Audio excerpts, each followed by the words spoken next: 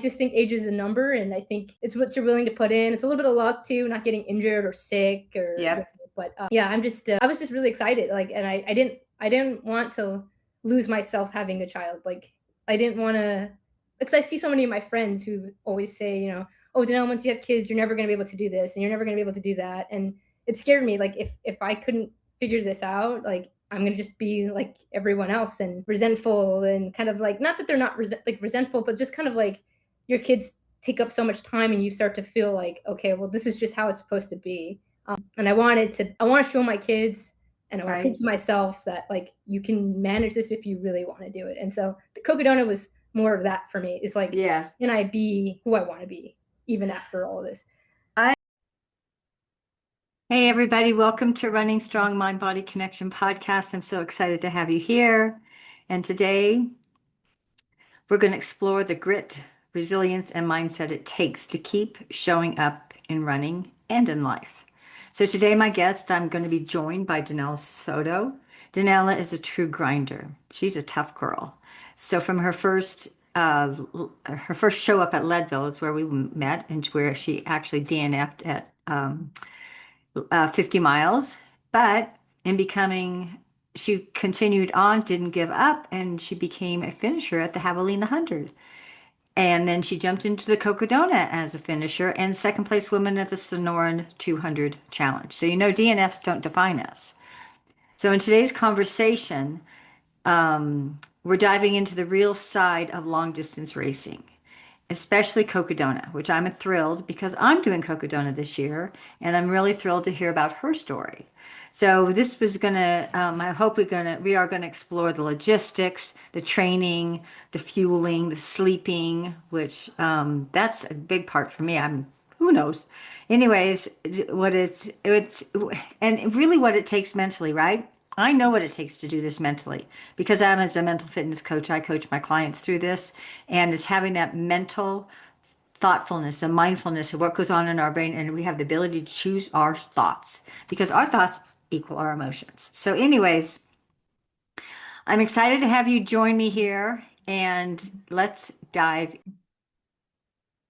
Well, everybody, welcome to Danelle Soto, and welcome to Running Strong Mind Body Connection podcast. I'm so excited to finally have you on my show, girl. No, I'm excited. I'm excited to talk about Cocodona and anything about running. I love the ultra community. Yeah. So first, back on where we met. We met at Leadville one year, and I think that was the year was that 2015? I think so. I went back to my ultra sign up to just check it out. I'm like, when was all that? Because yeah, I think it was 2015. You and your brother were running it, and I DNF'd. I think it was just after Twin Lakes, so I made it back up to Hope Pass.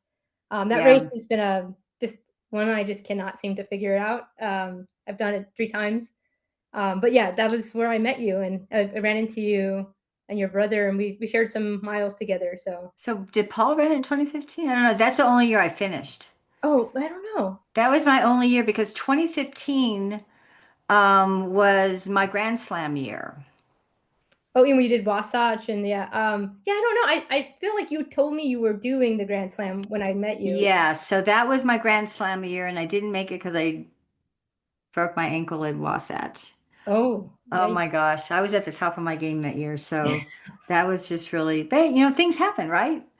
And so, Danella, you mentioned so I have a form I love having my podcast guest fill out, and this is a great topic because I'm right in the muck, I should say, of training for Cocodona 250. My training is going pretty darn good, but I really want let's talk about your Cocodona 250. So she went from how I don't think you even did that many hundreds, did you? No, I think the only hundreds that I've really done just locally were they were local. They were the Javelina 100 and the Coldwater 100. I had said that Leadville had been like this race that I've always wanted to master, and I have 3 DNFs with it. But I've had kids since then, so it's hard to get back to trying to attempt to. I just really want to check that off my box, but since I haven't been able to, Cocodona, I had saw Jamil's documentary that he had made, kind of showcasing the course and how he made it, and I was like, oh my gosh, that looks like an adventure. and I signed up the inaugural year, but then COVID happened. Oh, Um, okay. and so they let me bypass that year. I ended up having surgery. I had torn an ATFL in my ankle training for Ouch. Leadville, and then I bypassed it to 2022, and that's the year that I ran it and completed it. Okay. Well, good. And so, what inspired you to do 250 miles? It was kind of a big jump because I've been doing mostly loop courses and on mostly desert terrain. Uh, so I think I've always loved the mountains. I love big mountain races. I just didn't get to train as much as I like to, like the Mogollon Rim, like Monster, those kind of races, Zane Grey. I just love the grittiness and the adventure. Like you get so much different types of weather, lots of different types of terrain, and I really wanted to like just have this big adventure and just do something really hard. And I just felt like I never got to accomplish that with Leadville. And so it's like, I need something local. This is new. It's exciting. Jamil really put his heart into it. And Yeah.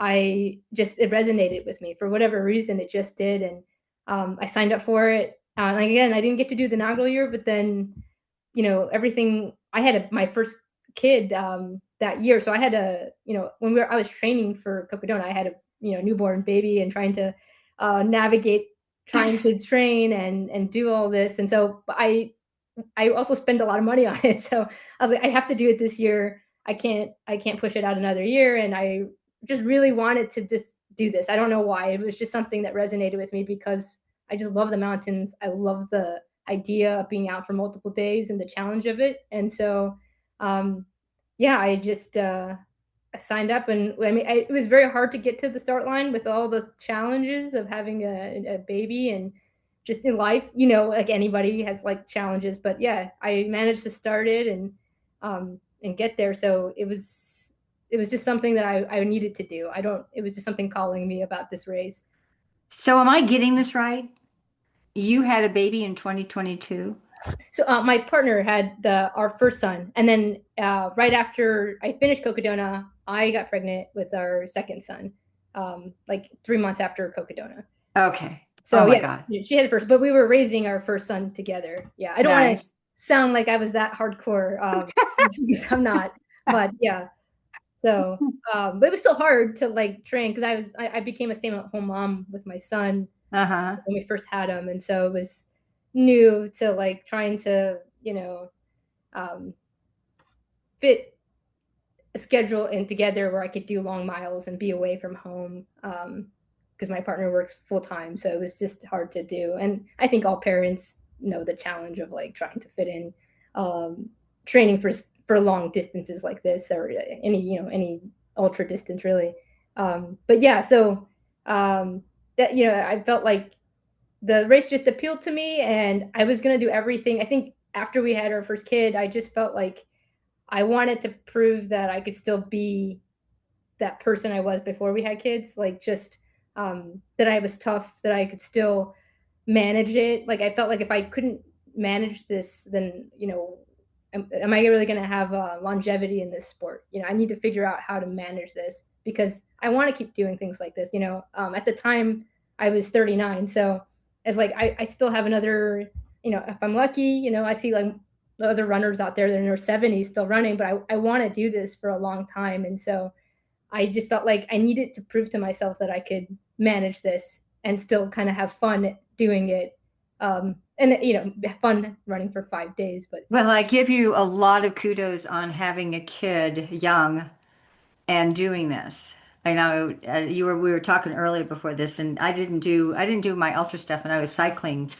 Um, After my kids were grown, I started doing my long distance cycling. I think I had one left at home who was going in the army of all, and was doing long distance cycling. I didn't get into my running till after that, but it takes a lot. I don't care if well, it takes a lot, and there's a lot of there's. I don't know if you who was it that would they just had a baby and she would go and pump at the aid stations. Jasmine Paris, who won. She's the only woman of Barkley finisher. She did the spine race, and during the spine race, she still was the overall winner of the race.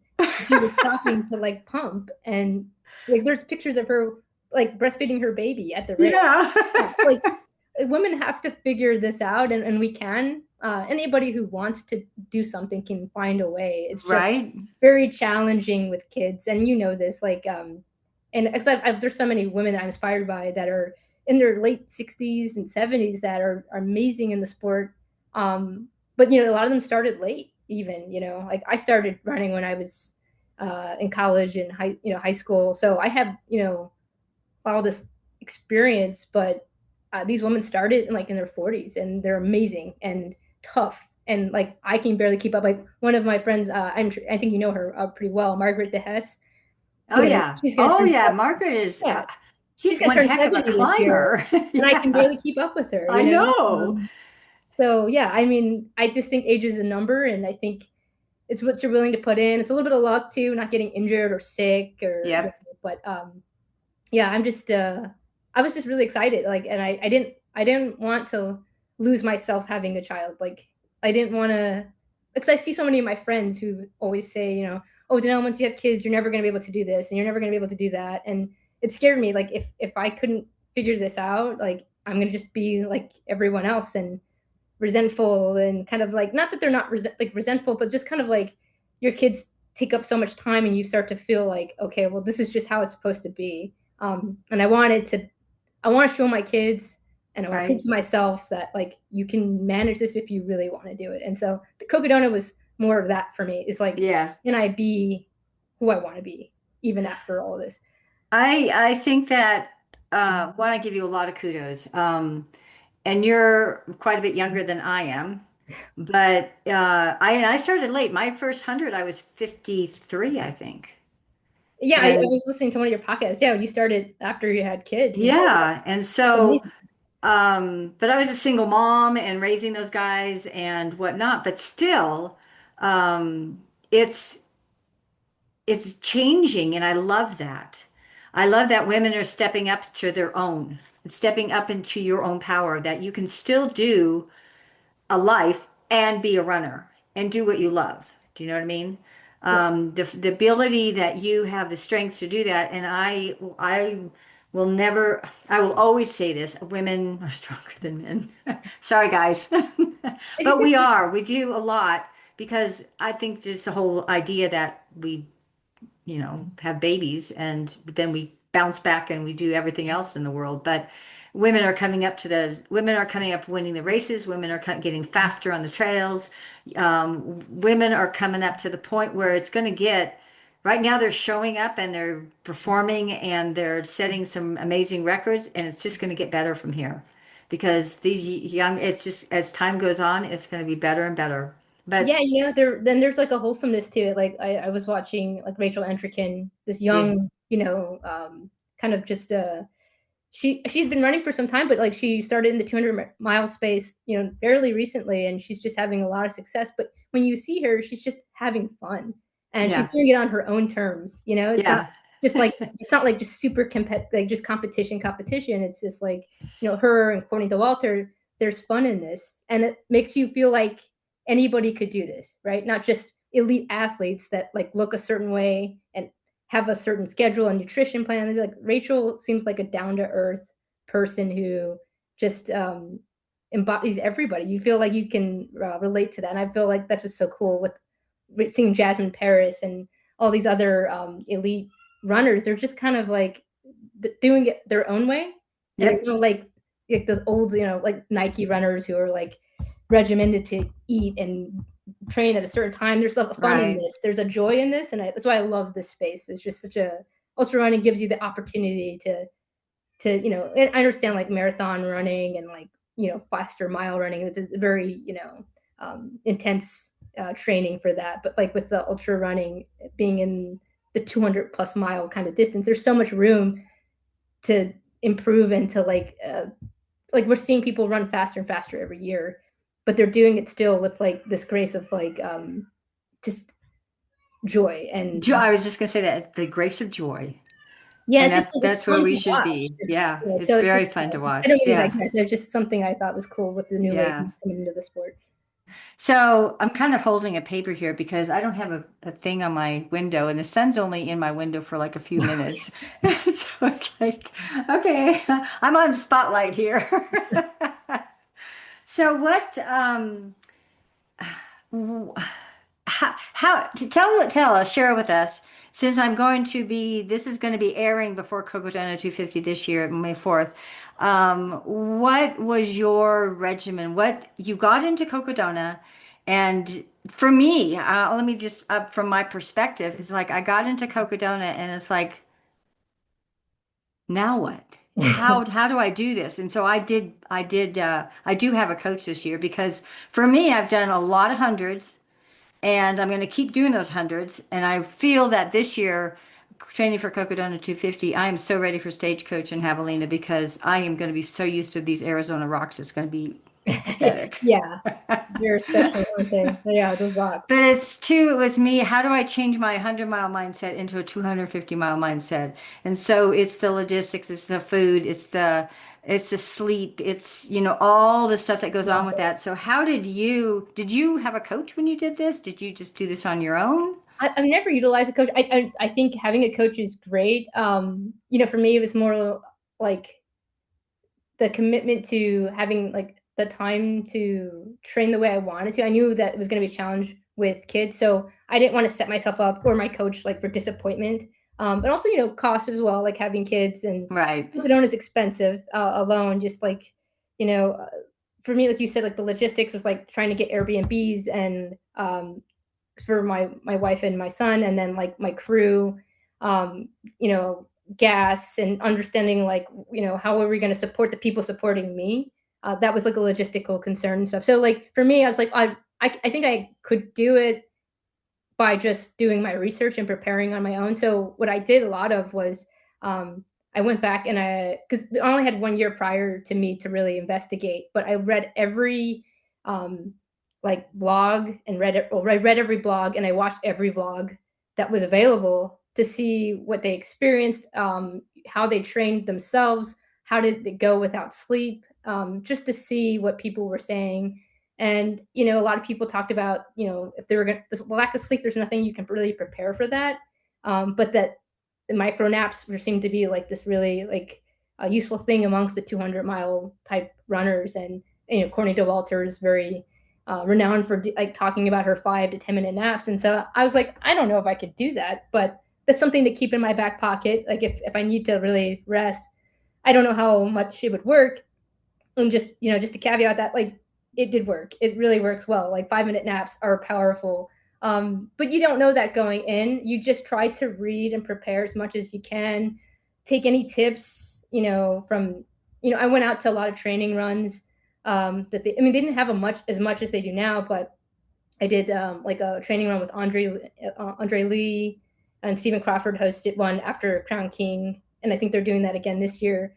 And it was just valuable to like talk to Andre and all these people who do Cocodona. There's such a love and affection for it that people want to share. If you're willing to listen, that information, they want people to be successful. There's like a joy because we all suffer together. There's like a community built on this where you're like, yeah, I mean, we can get people across the line if you can just take any tips that might help you, for what it's worth. Just take what you can and see if it helps you during your race. And so I just did that. I just asked as many people as I could, read all the vlogs, blogs, watched every YouTube video that was out.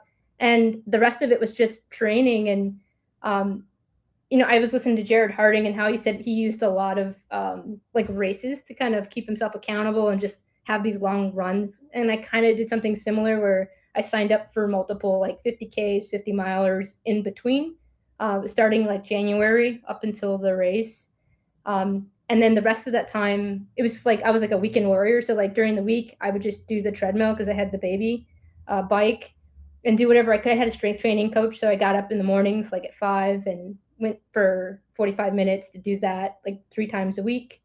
And um, that was pretty much what I would do. And then late in March and April, I met up with Margaret and Lisa Kravitz to do some recon on the course. And the recon actually is really useful to anybody. If anyone has the opportunity to go out and see parts of the course, it really helps you mentally prepare for what's coming and like okay, and I know that this is the climb. And when you do it, you'll be doing it in the, A different time of day and a yeah, different and time of after feeling. 100 miles or whatever, depending on where you're at, right? So it's hard to Right. like, but it's just good to see. It just helps Yeah. you like feel confident going into that section, and we did a lot of that, and so I feel like that was a big like competitive edge for me. Like was just knowing the course and have seen it, and because like you really can't train for like 250 miles. Like you try to do as much mileage and try to simulate what you can, like carrying more on your pack, trying Right. to carry more weight.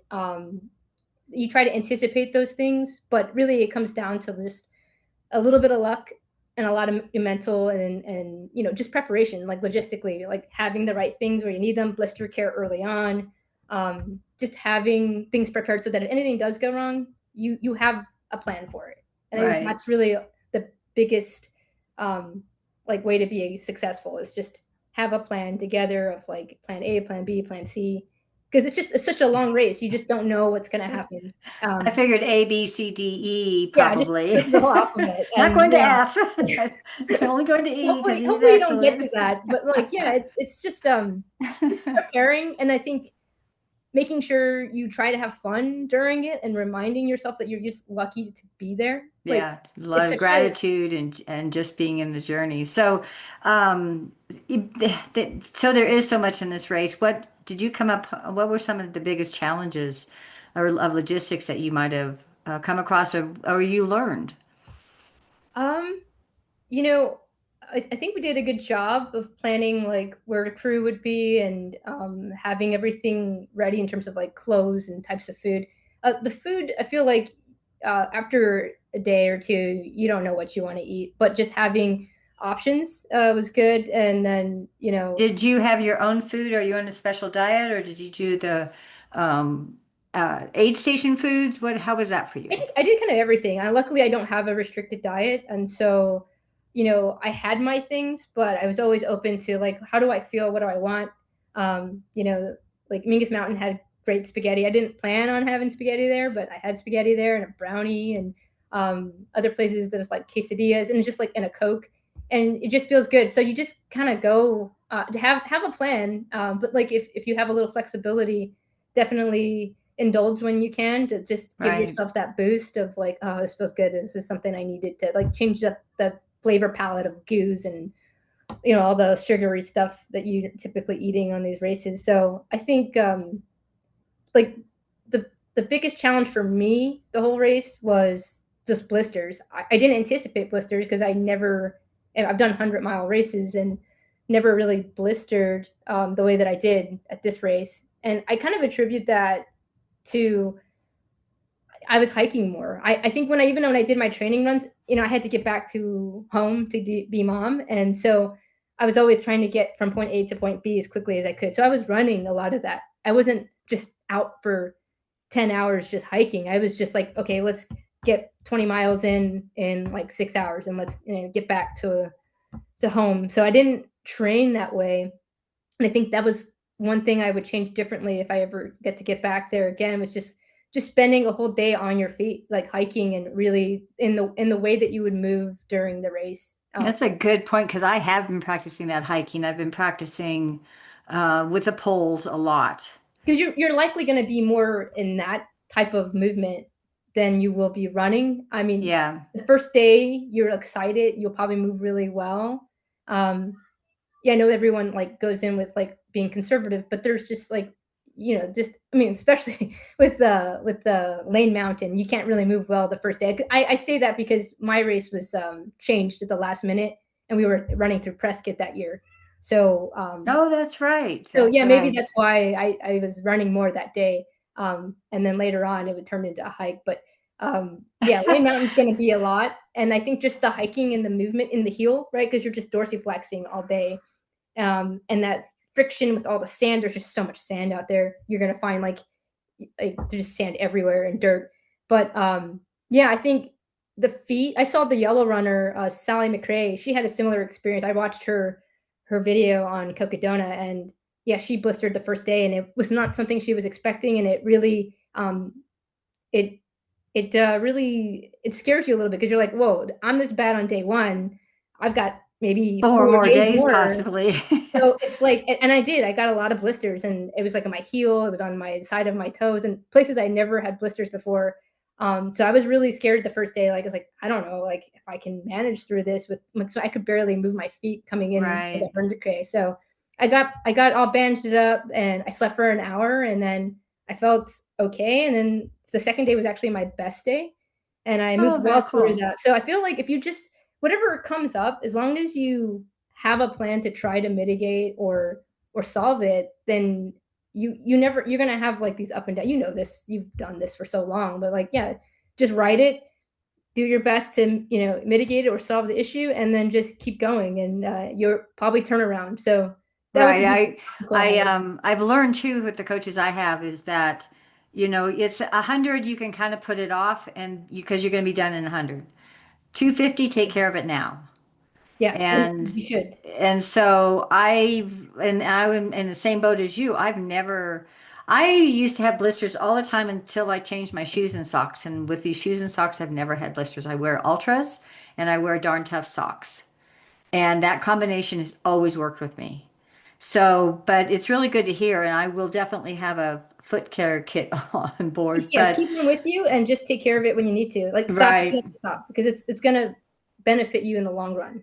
right. And then they do a great job of having medics at almost every good aid station and getting our feet clean. So I don't know how many pairs of socks I have and shoes, but I've heard of the sand, especially down there at Dead Horse. And You only have one river crossing this year, which is near Dead Horse. It's the Verde River, I think. right, And so yeah, like now you don't have to do the crossing Sedona. So that will save some time of not having to change shoes and socks and whatnot. shoes. So that should help a little. Right.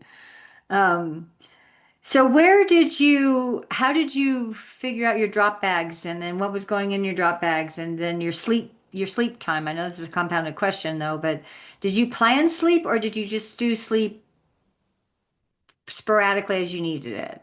I originally wanted to finish in like 3.5 days, 4 days, and I ended up finishing with like 2 hours left to finish. But I think I knew, like, for the first 3 days I was on target where I wanted to be. The wheels came off on day three for me, and I just was hanging on. But I would say up to that point, I So had given. so go into that. What do you mean the wheels came up? Your first day, your second day you say was the best day. You said you stopped at 100K Yes, and so the slept?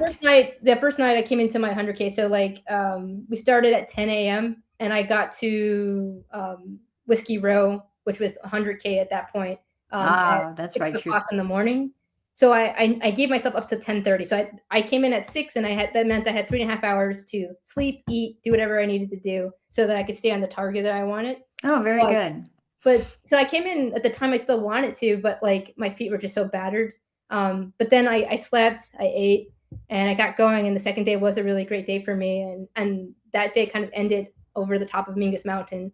And um, I didn't know, I had planned sleep there, but when I got there, I just felt so restless, and I didn't know what I wanted to do. So I went to go lay down. They have like heated rooms.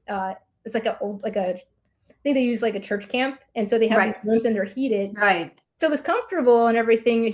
I couldn't sleep, and I felt restless. So I reorganized my bag, and I ended up spending like 2.5 hours there. And I just waited for a while to see if I could fall asleep, but I just couldn't. And then eventually I just got up and went and had some Yeah, spaghetti and brownie, and then I left. But did you have a pacer at that point I or? didn't. My crew, like, I originally only had two pacers, my friend Steven, who was going to join me at Dead Horse, and then my friend Colleen, who was going to finish with me the race. So I only had two. Okay, so But pretty much you're on your own. well, and that was the plan. But then I think was her Colleen's runner that she was pacing ended up DNFing on the second day, and then she diverted all her resources to me, and Nice. that was really nice of her. Yeah, and like, Dr. Stephen Crawford, he ran with me for 24 hours. So like he gave me a lot of miles. So between that and then my friend Colleen was just saying, "Hey, my friend's gonna looks like she's gonna finish. Can you guys help me out and get her pacers for these different sections?" And I didn't ask for it; they just filled it in for me. And in hindsight, it helped me because knowing that people were showing up for me made me feel more accountable. like it pushed me to be like, okay, they're coming out, and there's an investment in this being successful. So I need to see this through. So it did help me. Like I wanted to finish. That was already like I was driven for that, but having people show up unexpectedly. Um, You put a lot of value into that, and that's very cool. so That's yeah, that that's ended up very cool. happening like that. But yeah, so, and then so the third day it was super hot, and I waited for my pacer there for like 4 hours. Like I don't want to go out in the heat of the day. I think I got into Dead Horse at 10:30, and my friend wasn't coming in until 2. So I was like, I'm just gonna hang out, chill, eat, take care of some stuff because I had the time. And to me at that point, it was just like I just want to have fun. I just want to finish. I don't really care about the time so much anymore. But I still could, had plenty of time to just rest while I waited for my friend to join me. So I felt like I had that. Just like I just needed someone there with me. I was just having a hard time. Yeah, it was so let's go into that because you started having a hard time when you were at Mingus and you didn't sleep and you were restless and you're going. For me, I don't know what I would do if I can't lay down and sleep. Actually, probably what I would do is like lay down for 20 minutes, just be vertical. And what I would want to is have my feet washed, cleaned, new socks. It's okay for the shoes because I have some pretty good brand new shoes, but you're not. You're restless, and now you leave. What was your where was your head at? What was the emotions going through? You're at Mingus. I know what that is, and you head down Mingus.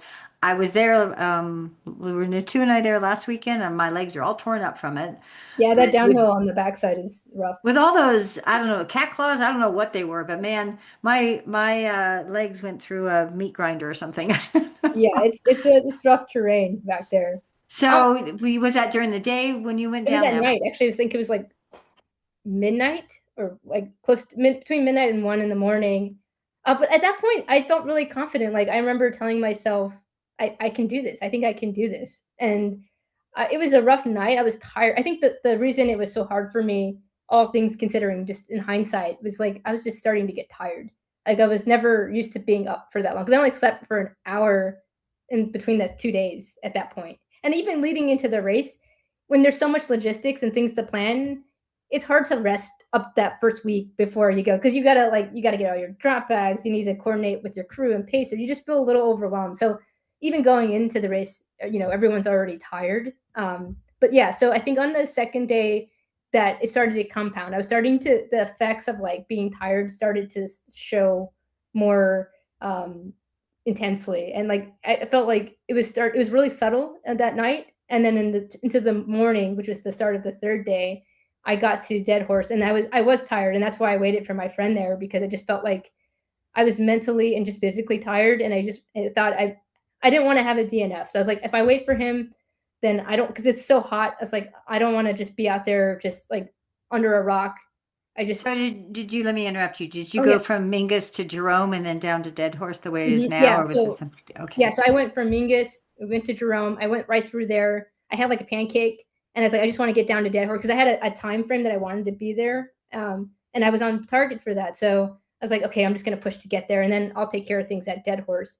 But then, like I said, it was already really hot, and I just felt like I didn't have the mental toughness to like do that section at that point because when I got there, it was like 10:30, and it was starting to warm up, and I was like, oh, I'll just wait for Steven because by the time we ended up leaving it was like 3 o'clock, which was still hot, That was hotter then, wasn't it? but at least like I had him, and I knew like the sun was gonna be going down around like like when it starts going down past the mountain, it was like it would be just a couple hours of that, and so I ran into Lisa Kravitz out there, and we ended up bunny hopping each other, and we had a good time, and it was a good night. Like we got through or a good rest of the afternoon, and then going into Sedona was tough. I was getting tired again, but having the pacer helped me because he kept me motivated and pushing me. And I just remember getting to Sedona and just being like, okay, I can sleep now. I'm tired. And I slept for like 2 hours. And then my crew was like, I felt like I only slept for 10 minutes. And then they came and they're like, Danelle, you got to get up. It's time to go. And I didn't want to get up, but Okay, I so did. that's good. That's good. That's good. I don't I've experienced that on a 12 it was my first 1200K bike ride. I slept twice, and the second time I slept was 2 hours. And what I learned on that was 2 hours is the exact time that we should sleep because we go into a deep sleep Yeah, the REM and yeah, the and the cycle. rest. And so we don't go in, then we don't get into all that dream state because that's what makes us more tired. So you go into that deep sleep and then someone wakes you up and you go, I quit. I'm not doing this anymore. Yeah, I mean, yeah. I Then said yeah, that to the you come to lady and your she goes, no, senses. no, no, get up. But you get up, you have something to eat, you have some coffee or whatever. You wake up. So Yeah, and good there's on studies that you. support that. Like Dr. Stephen and I were talking because I had read some the only sleep deprivation studies that are available online are through Navy SEAL training that they've done, right? And so Oh, like wow. we don't do this because it's not, Right. morally acceptable to push somebody this hard. But like learning that, he said, yeah, like based on like sleep windows and the timing, 2 hours is the most that I should get during that time. So Right. we kept it to two, and that's why we did that. Yeah, and I was grumpy. I was like, okay, fine, let's go. And I ate some food, and I moved well during that day. And then again, it was the night hours that were really challenging for me. I moved well enough during the day. I think you just get like a refresh of like, okay, it was a new morning, it's a new Yep. start, and then as you get into the afternoon, like 4 or 5 p.m., you start to feel that tiredness, and then getting through the nights are challenging. I think that's probably the most dangerous part of the race is just because it's compounding each day that you get only so much sleep. You just start your body just starts. Some people hallucinate. I didn't hallucinate. I was kind of bummed about it because I was like, oh, I'm looking forward to it, like a rite of passage. But I didn't get to.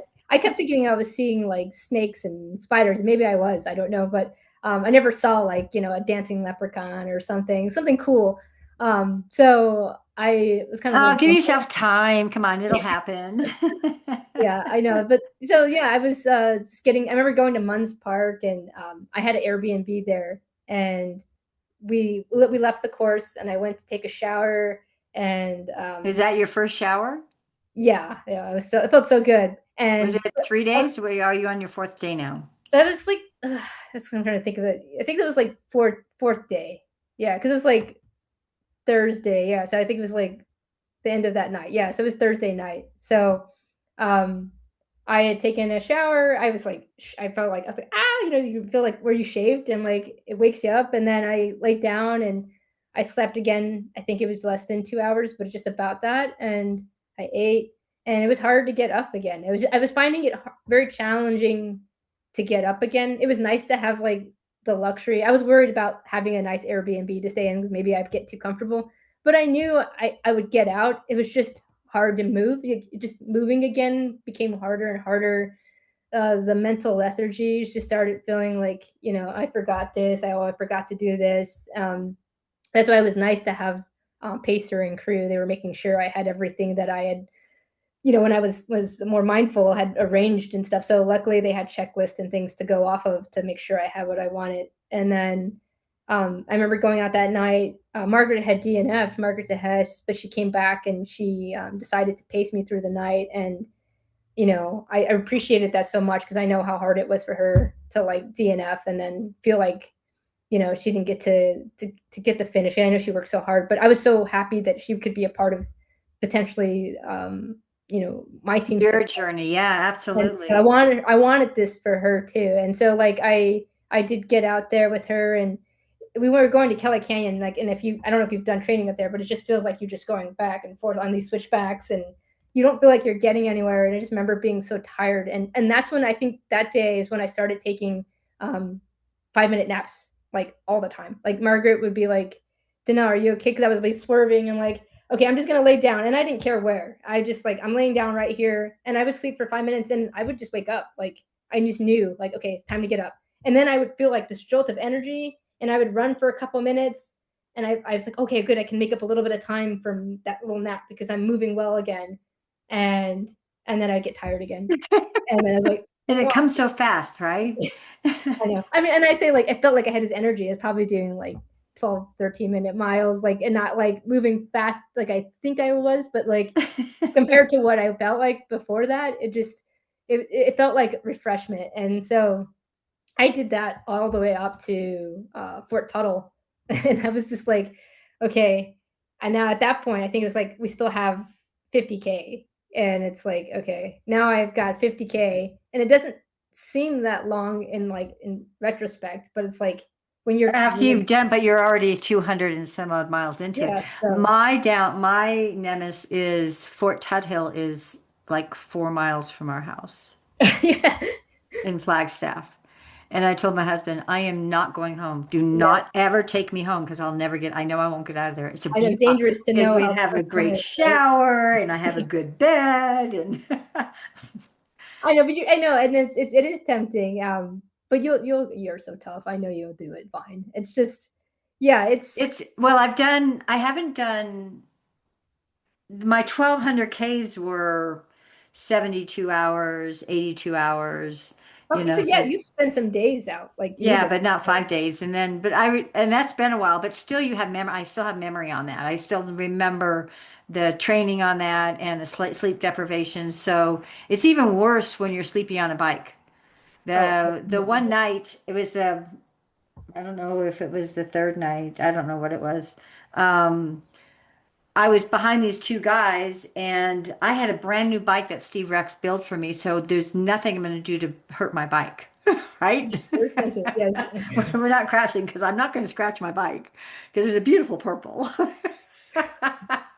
So I was hallucinating because we're wearing reflective stuff. So we wear reflective stuff on our ankles a lot for cars, and your Yeah. feet are going up and down. And then they had the reflect. Oh my gosh, I was hallucinating back there. It was just crazy. Yeah, I imagine having lights like that strobing and moving. It's super crazy.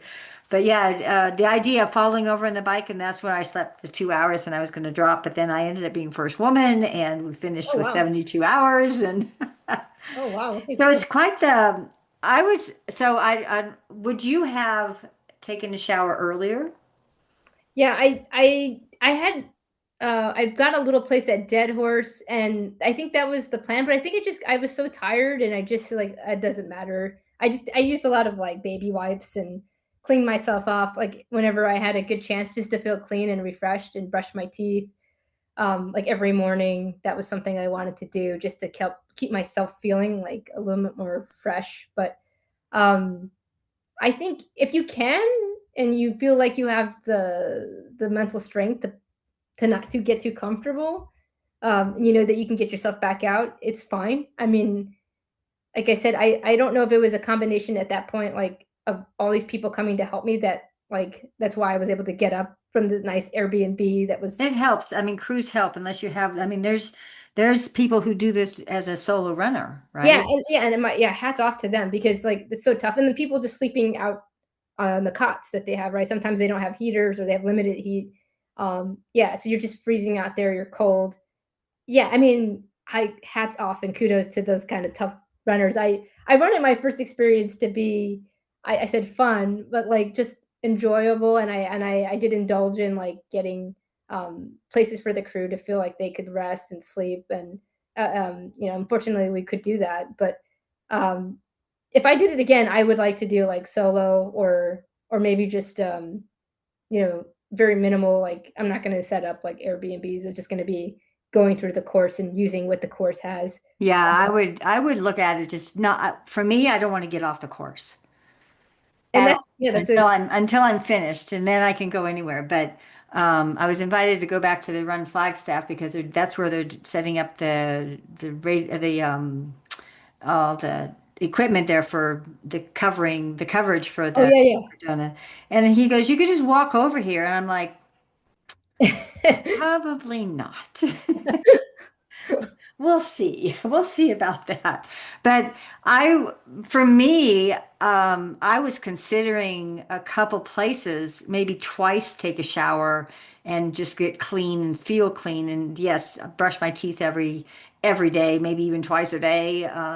But keeping that hygiene and all that, because that's a long time out there. But I've been practicing with a 20-pound weight vest. Oh, nice. Yeah, And that's a good I went and climbed Mount Eldon this weekend with the 20-pound weight vest. And at some point it was like the shoulder on it kind of bugged me for some reason. But going up, you're at a different angle. Going down, you're at a different angle. But it merely made me conscious of sitting up straight, of being yeah. straight. So the 20 pounds, because it's a it's a big vest and it has the vest itself weighs 11, and then it has, I think, 6 little pouches that fit in here that add up to the 20 pounds. And I couldn't really carry water. I didn't have anything to eat. I was only going to go out there for like an hour and a half. I ended up going out for 3 hours. I had the time of my life. It was so much fun climbing Mount Eldon. And then it's like, Did oh, you do the section that you'll be doing, like the backside of it? no, I just did the You went the road. traditional way? Okay. Yeah, I'm going to do that section next week when AJ does. I see you're doing the training run Yeah, I on. don't know. I signed up for it. I'm not doing any Cocodona races. I think it just wanted to keep myself honest about Lane Mountain. Just don't forget it, like Well, the this will be well, so but you went different though. You didn't climb this section, did you? well, Uh, so I did Lane Mountain in the training run, and then I did Lane Mountain with Margaret DeHess. oh, okay. So We did. you've been there. I've done it twice. Yeah. So It's my tough. brother Paul's going to be working that aid station, and Natu will be at the Crown King. So he'll be my first crew at Crown King, and then I won't see them till Whiskey Row. Just if you don't mind me asking, do you have like a whole pacer and crew kind of set up for yourself? Like, Yeah. So I have Natu's my crew chief, right? You know Natu. yeah, your husband. And I have a friend here, Michaela. So she was early on my podcast before they went to YouTube. So she's on Apple TV. She's on my Apple podcast because I met her sitting on the side of the trail. She was doing the Sedona 125, and I had met her partner, and he said, "Oh, she's going to do all drop back. She doesn't want anybody to help her. She doesn't want any pacers. She's going to do this all by herself. She's never ran further than a 50K." And Hardcore. so she made it. I saw her at Sedona, and then he called me the next morning and said, "Hey, what happened to Natu?" Because Natu dropped on his Sedona 125, and he goes, "She might be really mad, but would you mind coming out because she's sitting on the side of the trail crying and wants to drop." And she was 10 miles out from Fort Tuthill. Oh, okay, she's close. Yeah. Yeah, I know, but and that time the 125 went Oh yeah, up that's to right. They had Walnut to go. Canyon and then back and around. So I got there and sat with her and told her, how you're going to get warm. Let's get up. I'll go with you. Let's start eating. And then we get to close to Fort Ted Hill, and she's complaining about all this stuff. I said, well, they have a medic there. No one's touching my feet. They have food there. I'm not hungry. They have a massage there. No one's touching me. I'm like, okay. And then we go and talk to Chris, and we wandered around, and then I went inside, and here she had 2 plates of food. She went to the medic and they cleaned up her feet. She went to the massage person and she stretched her. And then She felt like she $1,000,000. went, then We're she not went $1,000,000. to sleep for a little bit, and then he called me around 9:30 that night and said she's expected at Walnut Canyon like around 11:30 or so. And we bookied it out there. She got there at like a quarter to 10. Oh wow, She got there, or maybe it's 10:45. But anyways, she asked for me to come back. that's awesome. So she didn't hate me. I But mean, she yeah, was your a wife's new, work. she was so green and so new. She was amazing. Anybody would get up in the middle of the night and go out there all night long. I'm like, well, you don't know about this stuff. But I think the knowledge and stuff I was telling her, was so new to her ears that, you I just get that, can't. like wanting to do it your way. You're like like a toughness too. Like I did, Yeah. no But pacers. there's stuff out there we don't know, and we learn from others. So she's going to be one of my pacers, and then my brother will come up when he's the captain for Lane Mountain, and so Oh, he'll probably catch up with me around Tuesday night or Wednesday. And then I have a friend coming out from Yuba City who's going to come pace me. She grew up in Flagstaff, so I'm super excited for her to come see Flagstaff now. And then is that it? I think that's it. So I have Paul, Carol, Natu, Michaela, and yeah. So Michaela's husband can be part crew, so she'll run, but he doesn't run, so he'll be part crew. And then yeah, so you got a good group there. And then are you planning? You said that you're not planning to get off the course, right? So you're just going to be yep, sleeping at the aid stations, or either at the aid station or in the car. okay? And do you have like sleeps that you have planned, Um, or are you just going to see how you feel, or I'm gonna go by how I feel. I'm gonna test what next Saturday shows me on the first climb. I haven't done that before. That's the only part. I've done Fort Tuthill to Wildcat. I've done Sedona to Schnellby. I've done Mingus on climbing up to Mingus and then Sure. Mingus towards Jerome and then back up. So I've done good portion of the course, and so this will be the next portion. I've done Crown King to Camp Wamatuchik, whatever. Wamatochek, yeah, I know. Wamatuchik. We'll get that. I have all day to figure that out. So, and then So Lane some. Mountain is the only section you haven't really seen. Is Yeah, that what you're okay? pretty much. And I haven't been down to Dead Horse, and I haven't done let's see. Hangover, or is that like the Hangover Trail in I've done Sedona? the Hangover Trail. I've done that. That was a lot of fun. I'd like to be there during the day, so I kind of have a spreadsheet that I'm gonna fill into these are the places where I want to be at day or night. Specifically, I really specifically want to be in Sedona during the day. What day is that? So I can't be late in the day because, late in the weekday, but so I have to figure all that out. But I'll have pacers with me throughout the whole thing. I can't have a pacer from Schnellby to Munns, and I can't Yeah, have a pacer finishing. I know. That's such a bummer because I think that's such a cool experience to share with someone coming in. But I I'm mean, maybe hoping I'm around somebody. I'm hoping I'm not all by myself. I'm pretty sure that'll be at night, and I'm really hopeful that I'm around somebody. So we'll see. I'm looking for this. I'm looking forward to this amazing adventure, and yeah, it's special, and I know you kind of already know that. But like once you experience it, it'll change you in such a good way. so how much did it change you? What did you learn about you deep down? You do go to a place where you ask yourself, like, can I really do this? Like, am I really as tough as I want to be or hope to be? And I think, for me, it just kept coming back to like, I have to be because I spent so much time getting here to start this. Like, because me, like, I wanted to do the inaugural year and I couldn't. So it was almost 2 years in the making for me trying to get there and have a baby and still, like I said, manage that in a way that I felt like when I went and started the line, I went to the start line, that I felt like I could do it. And even when I started that morning, I was like, can I really do this?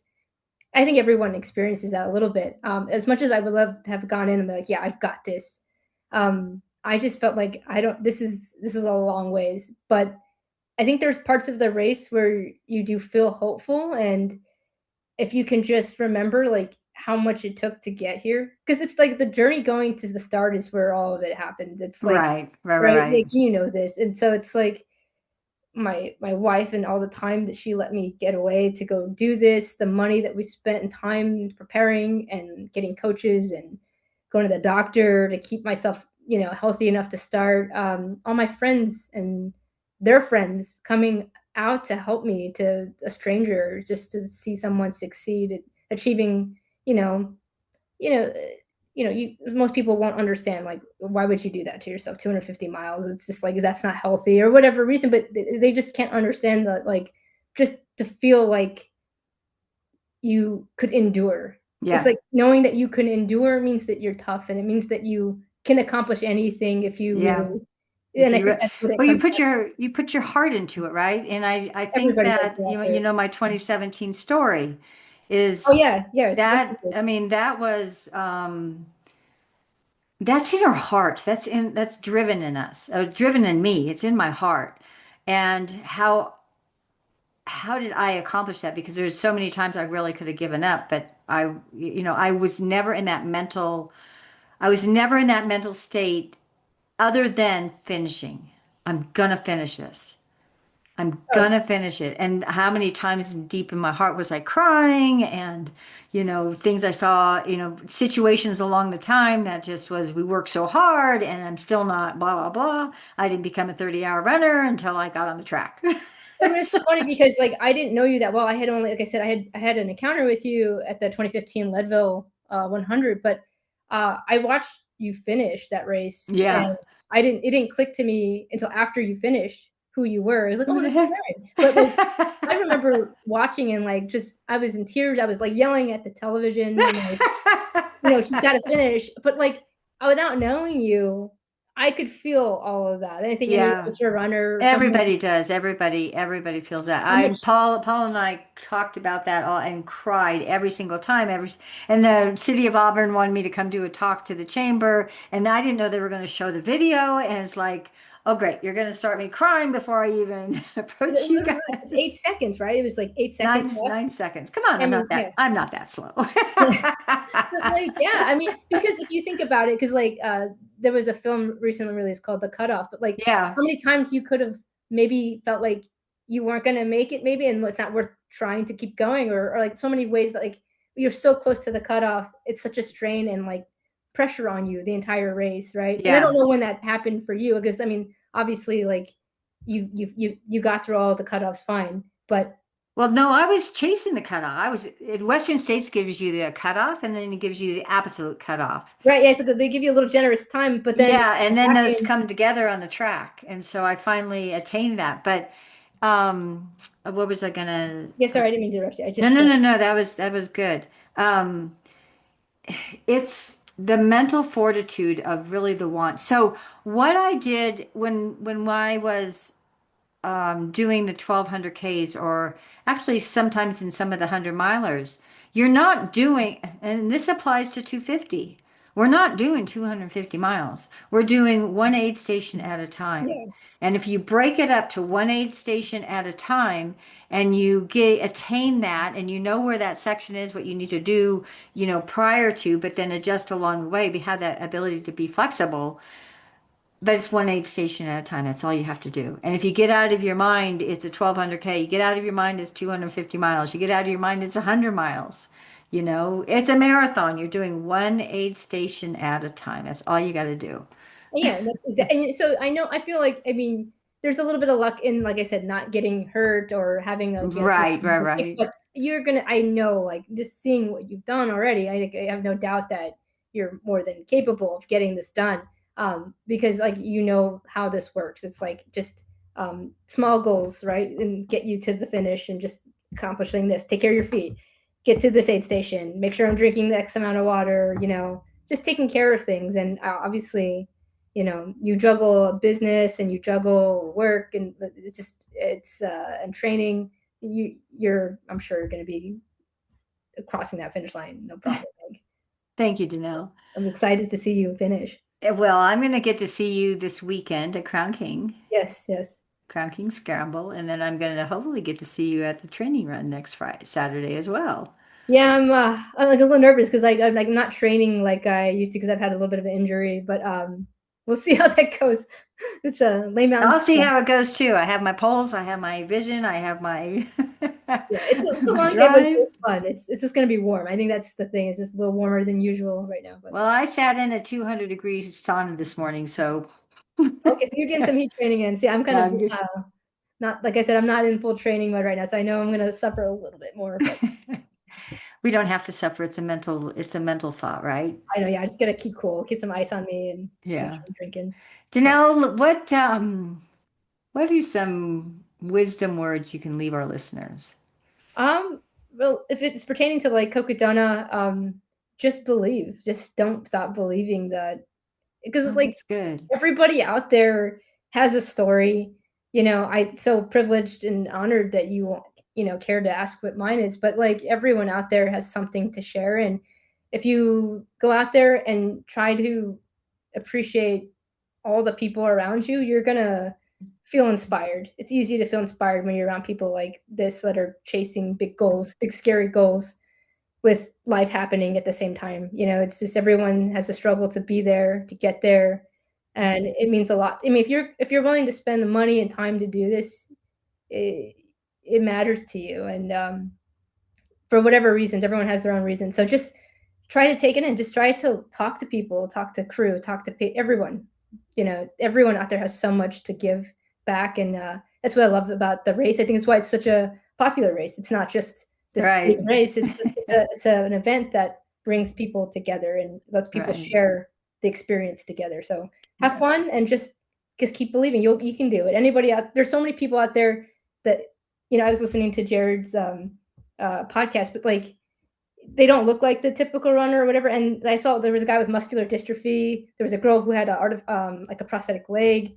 They're all finishers, you know. It looks different for everybody, but everyone can do it. So just believe, and because if you're here, you did the work. You can do it. Thank you so much, Danelle. That's a great closing. Just believe. Thank you Yeah, very much. I believe in I, everyone out there. Just a little matter of luck and just getting things right, but everyone can do it. Thank you so much. Yeah, thank you for your time today. Thanks for having me. All right, thanks, Karen. Hold on, hold Oh, on. sorry.